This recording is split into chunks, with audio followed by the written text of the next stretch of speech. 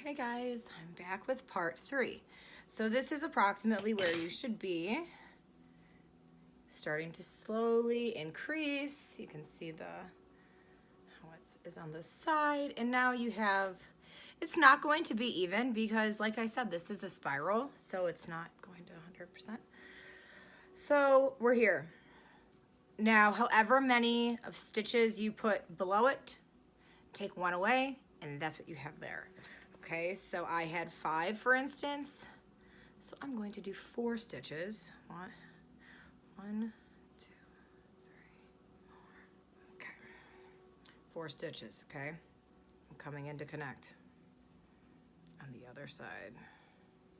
Come on. All right. All right, all right, all right.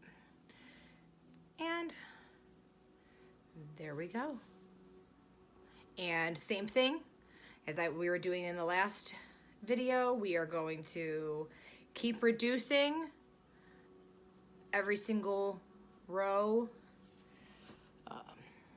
1 or 2, whatever feels right. You don't want it to look funny. And when you are pulling these stitches, you are going to want to pull tight when you are skipping that stitch, or else you're going to see gaps in your work.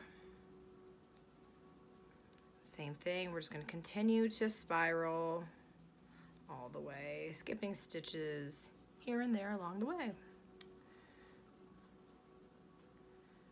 Once we get to the top, everything will start to just be faster.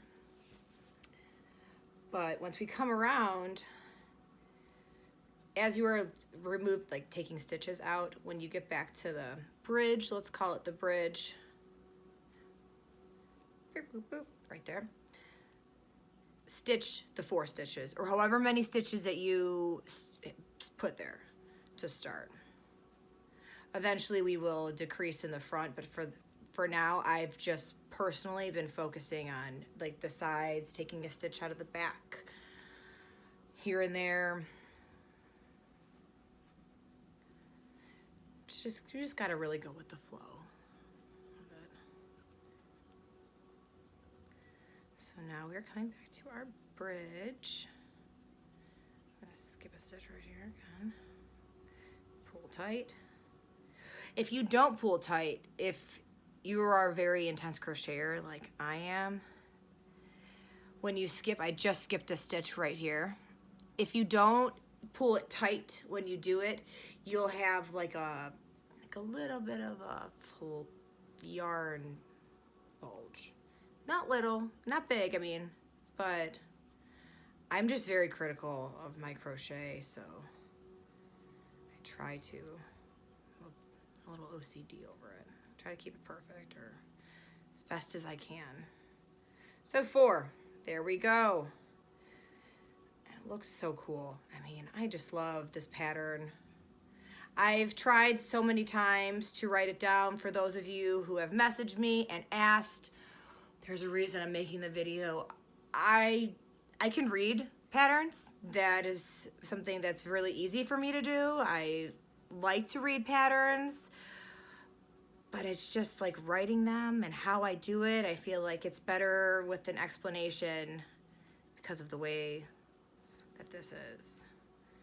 Now, if I did it in rows, I'm sure I could, but I haven't tried to make a pattern like that yet because I just want to get as many of these made as I can. That's important right now.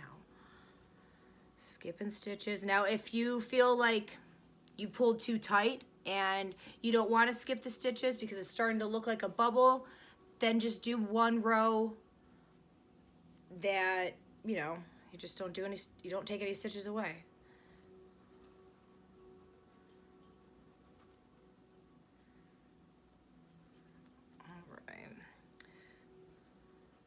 So once again, I'm just going to continue to spiral up.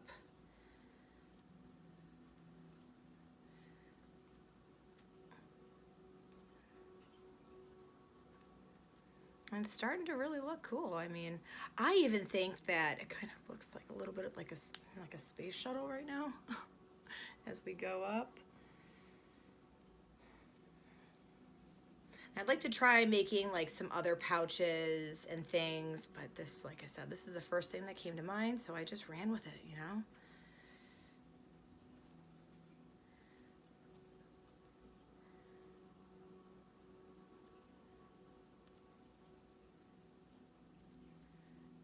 Okay.